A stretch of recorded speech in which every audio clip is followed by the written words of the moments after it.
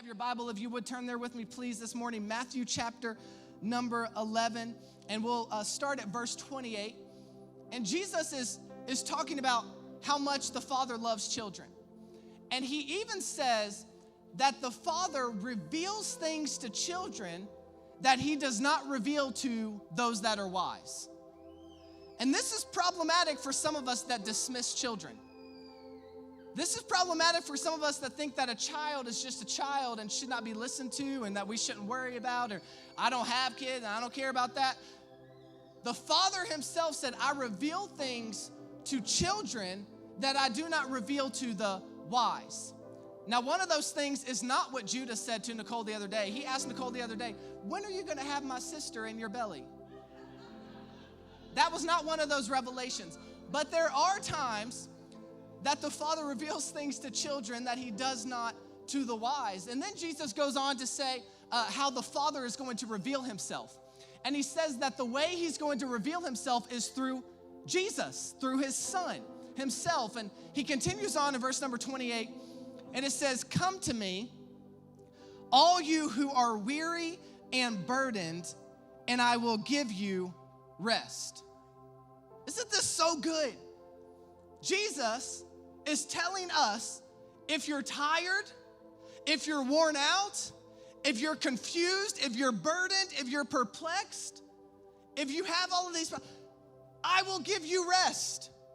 And it's so vital that we understand this, because religion tries to teach us that Jesus would say, if you're tired, come to me so I can give you a set of rules and laws and things that you need to work hard at so that you can get good enough for me to help you. But Jesus doesn't say any of that. Jesus says, come to me, all who are weary, and I will give you rest. Take my yoke upon you and learn from me, for I am gentle and humble in heart, and you will find rest for your souls. And that's really the theme verse for this entire series. You will find rest for your souls. No matter how worn out you are, no matter how tired you are, no matter how overwhelmed you are, Jesus says that rest is available. Verse 30, for my yoke is easy and my burden is light. No matter how heavy the burden that you are carrying is, Jesus says rest is available. No matter how heavy the burden you walked in here with, no matter how heavy the burden you tuned in online, no matter how heavy the burden you are carrying is, Jesus says rest is available. Some of us, our burden is just that we didn't sleep well last night. Some of us, our burden is that we got a cancer diagnosis. Some of us, our burden is that we lost somebody we love in the last few weeks. Some of us, our burden is all of these things are kind of falling on us at one time. The burdens are different, but the answer is the same. And Jesus says, come to me all who are weary, because my yoke is light. He says, I will give you rest. Rest is available. It's available. Rest is available, not attainable, not achievable. He says that rest is available because life is busy. And this is one thing that we don't generally, we don't really acknowledge. Life is busy. It's not easy to live in the rhythm. It's not easy to be able to have our walk with God be perfect all the time. It's not easy because life is busy. And there's reasons to be tired. There's reasons to be overwhelmed. There's reasons to be stressed out. You have your family coming into the holidays, man. Some of us, it's like, woo, like you talk about throwing somebody off rhythm. Bring the family in the mix. You got family. You have your spouse. You have kids. You have dating relationships. You have your job. You have finances, you have traveling you need to do, you got fitness you need to do, you got all these things, you got to make the food. Life is busy. We have all of these things going on. There's all of these things pulling for our attention. And a lot of times we get so caught up in trying to do it all ourselves. Trying to handle it all ourselves. I can take care of my family. I can take care of my spouse. I can take care of myself. I can take care of my job. I can take care of all these things myself. And some of us even tell ourselves that the busier we are, the holier we are. The more busy I am, the more holy I am. But Jesus never said that. And the more that we live our lives continuing to wear ourselves out by trying to do everything on our own that we were not supposed to do, the less we are living the way Jesus intended for it to be. Jesus never said the busier you are, the holier you are. Religion says the busier you are, the holier you are. Jesus says, you come to me and you will find rest. Not laziness, but rest. We don't come to Jesus and just say, you do everything, I'm doing nothing. No, but we come to Jesus and we say, I've done everything that I can, and now I'm needing some rejuvenation. I need some encouragement. I need some edification. I need some rest. It's too much. It's too much. It's too much for me to have on my own. Jesus says, if you think the answer is to take on more, then you're missing the purpose of what I intended.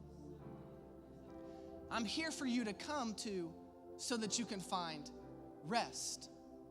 I'm not here to burden you. I'm not here to beat you down. That's religion.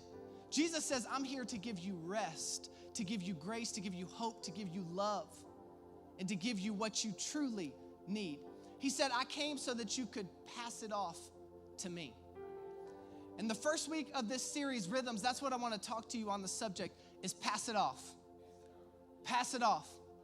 Let's pray together. God, I thank you for today, and I thank you that we have the opportunity to gather this morning, to worship you, to hear from you. Lord, I pray that you would help our hearts and our souls and our minds and our bodies to rest in this moment. Lord, I pray that you would help us to take this time to hear from you, to listen to what you have to say. Speak to each and every one of us the way that you want to speak to us, and I thank you for it. In Jesus' name. And everybody said, amen. Now, how many of you have ever had a time where this happened to you? How many of you ever had a time where you had to learn something the hard way? Anybody be honest? Like, I've had to learn something the hard way, right? This happens, like, because you didn't ask somebody for help or because you didn't want the help. Like, it was there, but you just didn't take it, so then you learned the hard way, right? There's moments in our lives, and there's some people, I want to see how many of you are in here. How many of you would say, I have no problem asking for help? Let me see, couple hands. I got no problem asking for help. How many of you would say, I will rather fall flat on my face 20 times than have to ask for help? My stubborn folks, right? Yeah, I see. My hand's up there too, right? I don't like to ask for help. And there's a multitude of reasons that people don't ask for help.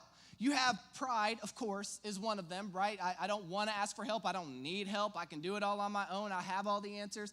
And then you have time, right? Sometimes the amount of time that it would take to get help, you don't feel like you have, so you feel like you just got to do it yourself. Then there is kind of what I struggle with, and that's the fact that I don't like to bother people. I really don't. It's like, I don't want to bother you with my problem because I know you have a lot going on. I know you have your own struggles going on in your life. You have your own things you're putting off with in your own life, and you have your own things you're dealing with. So I don't want to have to ask you for help. And that has gotten me in trouble more times than I care to admit.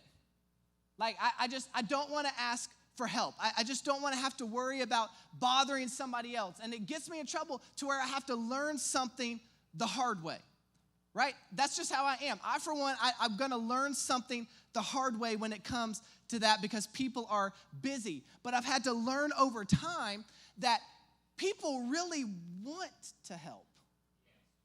There are some people that want to help. They're just waiting for the opportunity to help. And if we're not willing to ask for help, then they cannot give help because that's a good person. Somebody who doesn't just volunteer the help, right? Just tell you how to live your life. Somebody who's waiting on you to ask them, especially when it comes to family, right? Family sometimes wants to help. You got the right family, they want to help, but you got to ask them. And I've had to learn the hard way, time and time again, this story. or this truth, this fact that family wants to help. And one of the primary times I had to learn it was when I was a senior in high school, and on into my freshman year of college. And I was dating this girl. And we started out as friends, right? And then we kind of started to date. And all the writing was on the wall that this was a terrible situation, right? All the writing on the wall. You know what I mean? You ever had like a dating relationship and it's like you knew like this is doomed to fail from the very beginning. Like it's just going to be awful. And this is how I was. We started out as friends and we started dating and it seemed like, we were just going to make it work. It was going to be okay. Everything was going to be wonderful. And I convinced myself that I was in love. I was young. I was dumb. I was in love. I was two of those things, and love was not one of them. I was young and I was dumb. But I'm like, you know what? Like, I'm going to make it work because I don't know. I just convinced myself everybody else is falling in love. I don't want to be single my whole life. So I'm like, I'm going to make this work. And nobody could have told me any different in that moment because I didn't ask them. One thing about me that you'll learn is that if I know something is wrong, I don't talk about it. Like if I know I'm in a situation that is not a good situation, I just don't talk about it. I just like keep it all in here. I just suppress all of it. So I knew that it was a problem, but especially because this girl's parents hated me. Hated me. Now how? Like that's the sign, right? Here's your sign. How could somebody hate you this badly? But the reason they hated me was because I didn't go to their church. They wanted their daughter. Now, when we were friends, they loved me. But when we were dating, they were like, no, we want our daughter to date somebody that goes to our church. Because some theological situations, like just differences theologically. But I'm like, I'm not going to another church. My parents are pastors, right? I'm going to my parents' church. That's where I want to go to church. So her parents absolutely hated me, and they forbid that we see each other. So, of course, that made us just want to see each other even more. And this one day, she texted me, and she said, hey, my parents are going to be going to a movie later tonight, and I really want to see you. Can you come over? And I was up at Toccoa Falls College, and I told my friends, I said, hey, let's get in the car. I need to go down to Georgia. God has led me. I don't know why. I've just been called. But see, I was smart enough to use a friend's car instead of my own, so the neighbors couldn't be like, we saw this car parked outside. So I had a friend, they dropped me off, and I ran in, I went into the house, and we hung out. Get your mind out of the gutter, nothing crazy happened. We just wanted to hang out, right? We were just talking, and we were talking. And so all of that happened, right? And as you can tell, as you might imagine, it was doomed to fail, right? It was doomed to blow up at some point. And eventually her parents got a hold of her cell phone without her realizing it and started reading through the text messages and saw in the text messages that I had come over and I had hung out while they were not there. And we were supposed to do it again that night, and I never heard from her. This is before ghosting was a thing or it was labeled. I thought I had been, just ghosted. But it turns out her parents had gotten her phone. They had basically said never again, like they forbid us. It was this whole thing. And everything just kind of like came crashing down. And what a blessing in disguise it was, right? Because I just got to say, like, she was great and everything, but she was nothing compared to the wife that I ended up with in Nicole, right? I mean, come on. I got to say that. But it all fell apart. And when it did, I remember that I went to my parents and I told them, I was like, by the way, did y'all know about that part of the story that I snuck into her house? You did? Thank God, because that would have been awkward. So I went to my parents and I told them everything that had happened, everything that had gone on. And they were like, well, we knew that was going to be terrible. Like, we knew that was going to be an awful relationship. We knew that was doomed from the beginning. And I was like, why didn't you tell me? Why didn't you tell me? And I will never forget their response. And my mom just whispered it again. They said, because you didn't ask.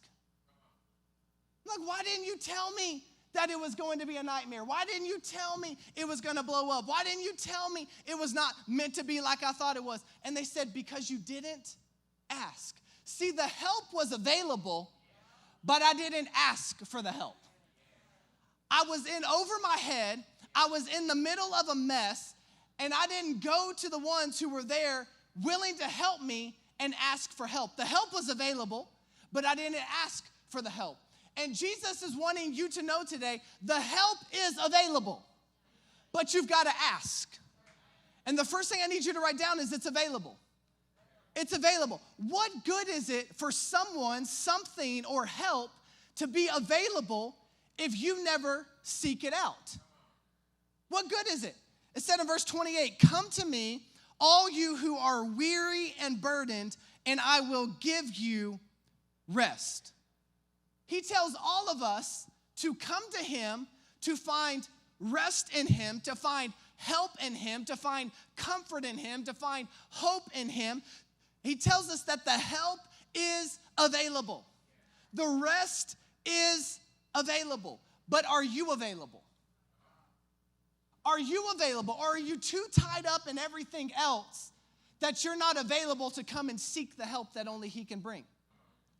The help is available, but are you willing to come to him with the burden that you are experiencing? Jesus said, come to me, but it is up to us to approach him. It is up to us to draw near to him with the burden that we are carrying. It is up to us to draw near to him with whatever is overwhelming us. Some of us have some things overwhelming us, and it's wearing us down. And it's gotten to the point where people can tell by our faces that we're worn down. But we still have not drawn near to God about it. It's wearing on us. It's breaking us down. But we still haven't gotten to the point where we're willing to draw near to God. James 4:8, it says, draw near to him and he will draw near to you. Draw near to God and then God will draw near to you. Draw near and then he will draw near to you.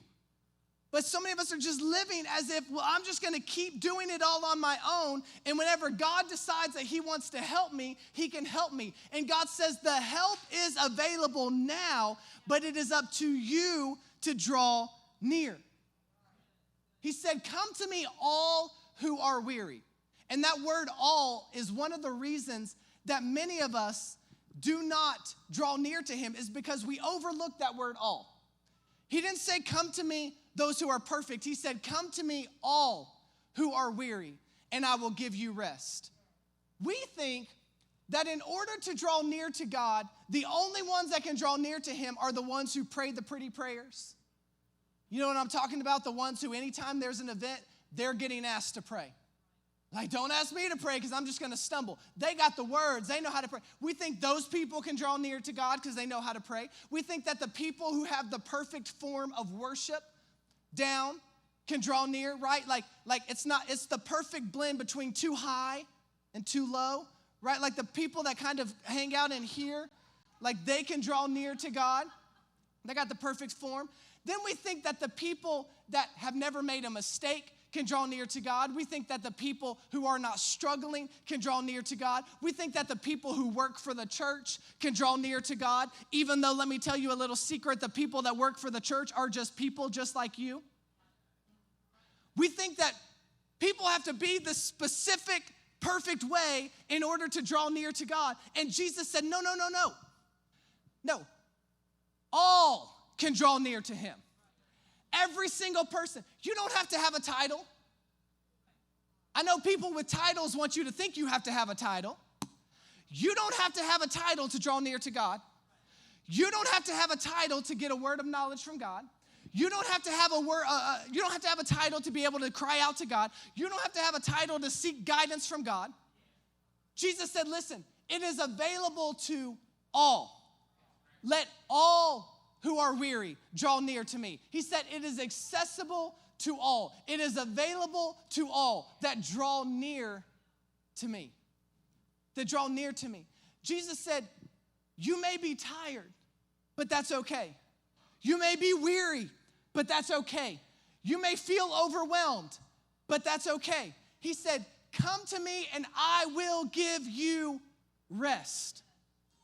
Every single person here and online, rest is available. If you're a single mom or a single dad and you've been feeling like you don't know how you can take it another step and you're worn out, rest is available to you.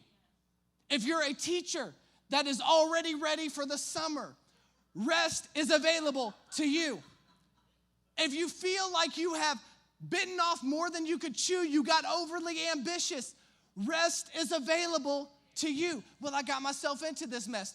Rest is available to you. It's available. If you don't know how you can take it another step, another day, rest is available to you. Rest is available.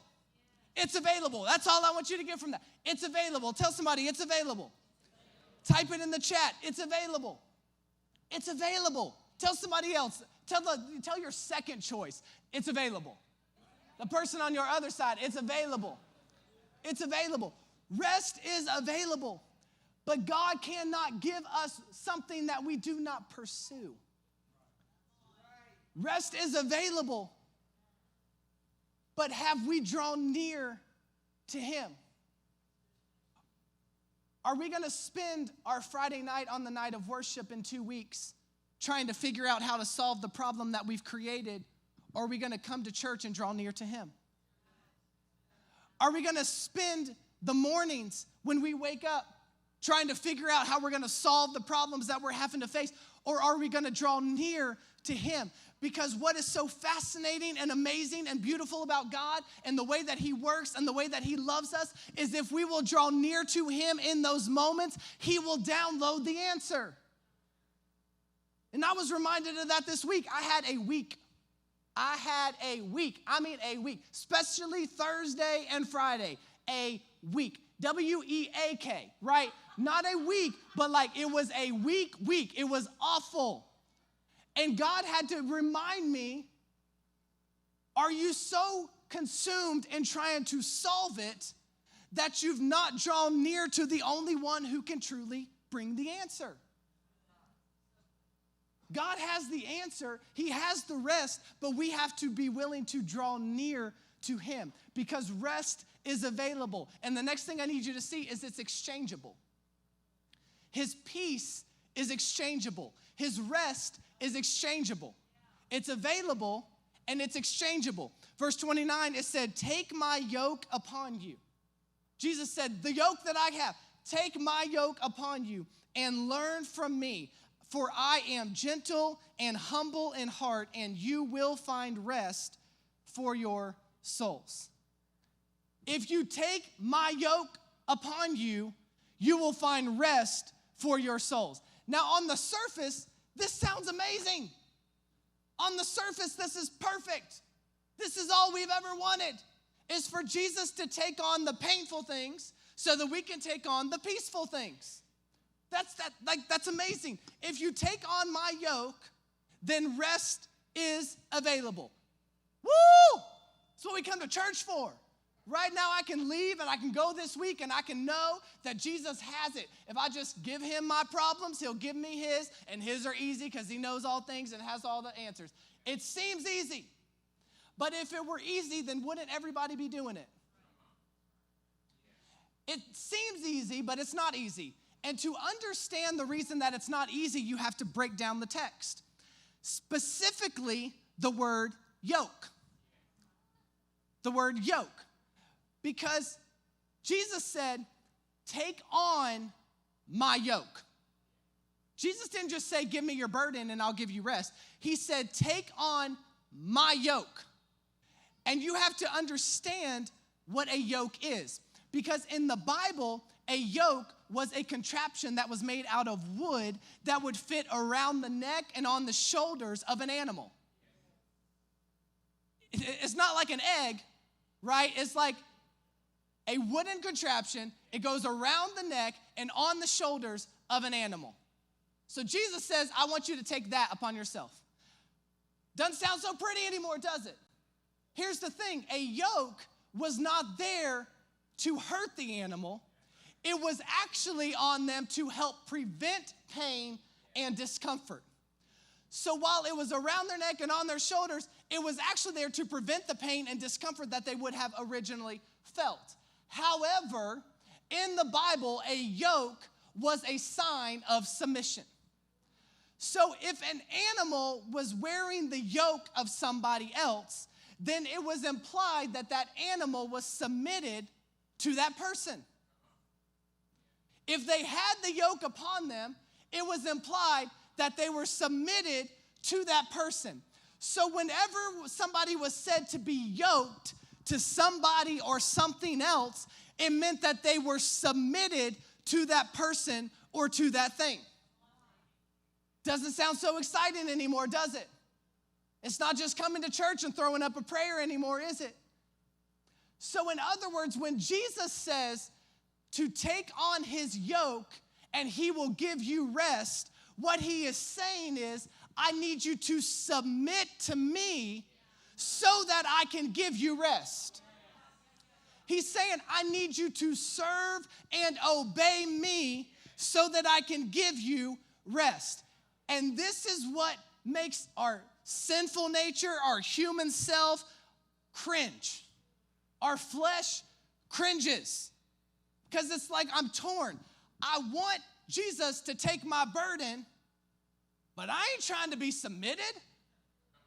You mean in order for Jesus to take my burden, I actually need to abide by what the Bible says? Craziness. You mean for Jesus to make my burden light, I need to actually listen to what he has to say? He straight up said, take my yoke upon you and learn from me. He didn't say, take my yoke upon you and go do everything that you think is better. So you mean to tell me in order for Jesus to give me rest and to take my burden away from me, that I have to serve him and I've got to obey him and I've got to do what he says to do, and I need to actually pray, and I need to actually invite people to him and tell people about him? Notice I didn't say invite them to church. That's a bonus. Don't go to somebody and tell them, hey, I think you just need to come to Elevation Point Church if you're not inviting them to him by who you are. If all they've seen of you is ugliness, they need to see some Jesus before they're willing to go into a church. But you mean I really need to tell people about Jesus? You mean that I really need to read the word? You mean that I really need to go to church and be amongst people because the Bible says to not forsake not the assembly together of ourselves? You mean that I actually need to connect with other like-minded believers? You mean I need to actually do all that? And this is what makes our sinful nature cringe, because we just want to take the burden, Jesus, and I'm going to run. Take it and run. This is what we do with our kids. When we hear mom and dad, woo, right, party. So it's like, Jesus, you take it, and I'm going to run. And it makes our flesh cringe. And it's like, I just want the rest. I just want the burden to be lifted. I just want the solution. Like, if God is really that good, then wouldn't he just give me the rest and not make me be yoked to him? Wouldn't he just give me the rest and not make me submit to him? But listen, everyone, somebody say me, everyone is submitted to something. Everyone is yoked to someone or something. And Jesus knows if you will yoke yourself to him, if you will submit yourself to him, if you will learn from him, then he can let you know, no, you don't want to go that way, that's going to hurt. No, you don't want to do that, that's going to cause some pain. No, you need to go over here because that's a trap. You're going to get stuck there. You're going to be there 20 years from now wondering how you ended up in that place. No, you need to go here. Jesus says you're going to be submitted to something. So why not submit yourself to the only one who can actually bring you peace? If you're going to submit yourself to someone or to something, why not submit yourself to the only one who truly has the answers? Why not submit yourself to the only one who can actually bring the peace? Either you're yoked to Jesus or you're yoked to insecurity and addiction and temptation and sin and shame and guilt and fear and anxiety and worry. Either you're yoked to Jesus or you're yoked to something like that. You're yoked to Jesus or you're yoked to a problem. You're yoked to Jesus or you're yoked to a bad relationship. You're yoked to Jesus or you're yoked to some bad advice. You are always yoked to something. You're yoked to Jesus or you're yoked to pride. I'm not yoked to anything. You're yoked to yourself. You're yoked to yourself.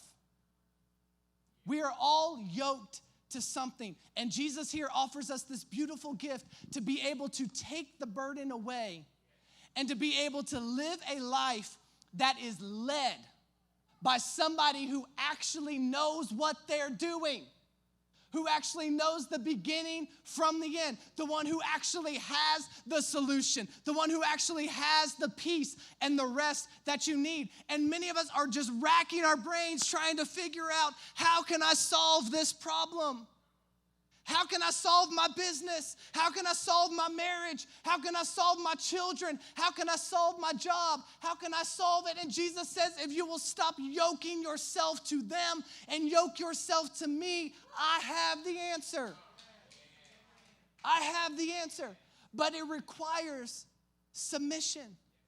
And Jesus is so great because he lets you know up front, you need to submit, whereas the enemy doesn't tell you you're submitting to him. He just lets you find out on the backside. Jesus says, if you'll just up front, let me just tell you, no strings attached. Jesus is like, let me let you know. Let me let you know. I've got peace and I've got rest over here. But it requires you to submit yourself to me. That's how you can find it. Because the peace and the rest is available and it's exchangeable. But the only way that it's accessible is through Jesus. And that's the last thing I want you to see is it's accessible. It's accessible. Said in verse number 30, for my yoke is easy. My yoke is easy and my burden is light. My yoke is easy and my burden is light. Let me break some lies for you that you've heard from religion. Jesus' yoke is not there to wear you down. Jesus' yoke is not there to beat you up. It is not there to burden you. It is not there to wipe you out. His yoke is there to protect you.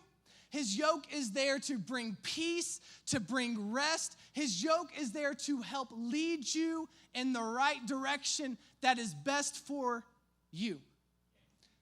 And he said, if you will yoke yourself to me, the burden is light. My burden is light. He says, I have the answer, and you'll have the answer, but you need to yoke yourself to me. I don't know how many of y'all struggled with math and science growing up. Can I see by a show of hands, struggle with math and science? Thank you, y'all my people, because I can't do math and science. Y'all that have math and science down, don't tell me, because I'm jealous of every single one. You create envy in my heart when that happens. I don't do math and science. Never did, don't do it now. For whatever reason, before church, they were back in the back talking about math, and I was like, can y'all shut up and let's just pray and get ready for church, right? I don't want to talk about it. Math, I don't have a love-hate relationship with math and science. I have a hate-hate relationship with math and science. I don't do it. But when I was in school, I didn't know how to do math. I didn't know how to do science. So whenever I was in science class, y'all have already judged me for the first story I told today, okay, even though I was 18. I don't even want to know what y'all did when you were 18. But it's okay. You can go ahead and judge me here too. When I was in science class in high school, I cheated. Okay? I said it. Let's throw it out there. I cheated. My parents always told me, they said, listen, they said, work smarter, not harder. And I took that to heart. So when I didn't know the answer, I got smart. And I'd look at somebody who knew the answer. Because I'm like, hey, God said he would tell us all things. And if he wants to tell me through his humble servant that's got a low shoulder, because they're writing, I could see. But in science class, I didn't do it all the time, y'all. It's okay. I did get A's, though. But in science class, it's like I didn't know how to do it, right? So I would look at their paper. It was easy for them, though. I mean, I sat behind the right people. I sat behind the right ones. So I would sit behind the ones that math and science came easily to. And I would get their answers. Here's the thing. Even though math and science was difficult for me, once I saw their answer, because it was easy for them, then suddenly it became easy for me too. I'm not telling you to cheat. on your science and math test. But what I am telling you is Jesus says the answer is available. And what you've been going through may be difficult for you, but it's easy for me. And if you will come into alignment with me, if you will submit yourself to me, if you will yoke yourself to me, you will see that the answer is accessible. It may be difficult for you, but it's easy for me. And once you take my answer upon yourself, then it becomes easy for you too. It doesn't have to be overwhelming. It doesn't have to be tearing you down. Stop trying to carry every single thing on your own shoulders and pass it off. Jesus says, I'm here, pass it off. Stop trying to carry it all and be willing to pass it off. Replace your heavy burden with his light burden. Replace the thing that you don't know how to do with the thing that he knows how to do. Replace what you can't understand and find the understanding that can only come from him. Don't submit to the insecurity. Don't submit to the hate. Don't submit to the doubt. Don't submit to the fear. Don't submit to the anxiety. Pass it off. And instead submit to Jesus and walk in the peace and the rest that only comes from him. Jesus is here today and he's saying, whatever it is you walked in here feeling burdened about, it's time for you to pass it off. Whatever it is that you've been carrying for years, maybe it's gone through generations in your family. Some of us are carrying things from a generation ago, from 2 generations ago, and it's weighing us down. And Jesus says, pass it off. Pass it off. It's not time for you to carry that by yourself anymore. It's not time for you to find the answers by yourself anymore. It is time for you to pass it off. To say, Jesus, I don't know anymore. I don't know the answer. I don't know the solution. Nobody knows the answer. And if all I have to do to get this weight lifted off of me is submit to you, I'll do it right here in this spot. Today. Today is the day. Today is the day that some of us who have been following after Jesus for 10 years finally submit to him. Today is the day that some of us who have been following after Jesus for a couple weeks, a couple months, years, whatever it may be, we say, you know what? I'm not just going to say I follow after Jesus, but I'm going to submit to him today. I'm done being a control freak. I can't handle it anymore. And it's time for me to lay it aside and submit to him so that he can lead me where I really need to go. Pass it off.